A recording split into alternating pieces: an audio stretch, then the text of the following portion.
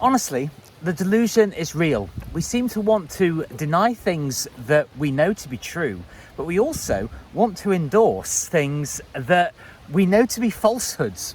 And I mean, I feel a little bit ungenerous saying this actually, but I was watching a podcast of a particular creator that I really, really enjoy. He's been very outspoken during all of the recent cultural controversies, but on his weekly monologue, and that should give you a clue about who it is. And if you don't know who he is, then you've probably been living under a rock for the last few years.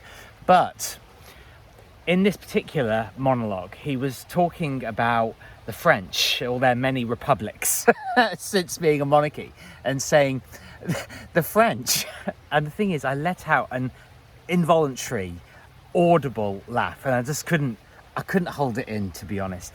But he said the French have always been proud of their freedom of speech, and I just thought, oh my God, we are willing to believe anything, the hopium of the masses, that we are so desperate to make certain realities completely null and void, and also complete falsehoods, things that we can put our hope in. And so the French being proud of freedom of speech, when they're one of the most censorious, and linguistically, the reason that the French have hardly any vocabulary at all is because they literally have an academy of people, a college of experts and literary figures who eradicate vast swathes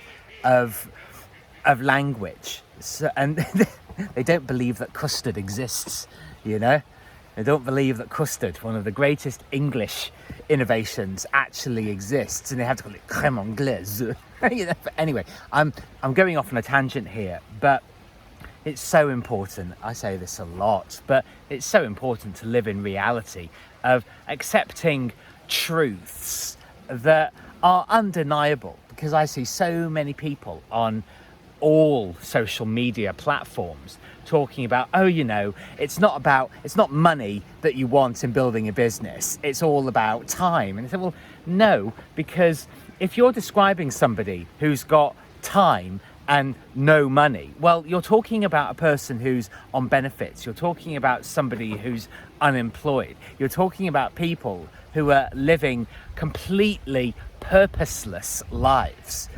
And we want to sound clever as people, but to me, intelligence and cleverness and intellect, they're all enormously overrated. And to me, the biggest differentiator between people is action. It's doing stuff and embracing the imperfection of all of it. I have been an unbridled perfectionist in my time, ladies and gentlemen. Massive. And not even out of fear, but this idea of standards, and I must have better standards than everybody else.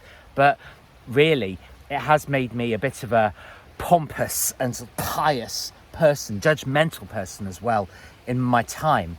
But do you know what? The more that I let go of that, the more that I embrace, I use the word messiness, but you know what I mean? Just sort of getting your hands dirty and mucking in and just getting on with things and not having all of the answers and being spontaneous and adventurous in the way that you live life. Even because the thing is, I live in a very smart village, but I see a lot of people walking around and they're not really dressed up. And in a way, I sort of feel not antiquated or old-fashioned, but a sort of a staple of a perhaps a little bit of a bygone era. But people will wander along and they'll see me in my suit, and they'll look at me with not a weird look, but a sort of intrigued look.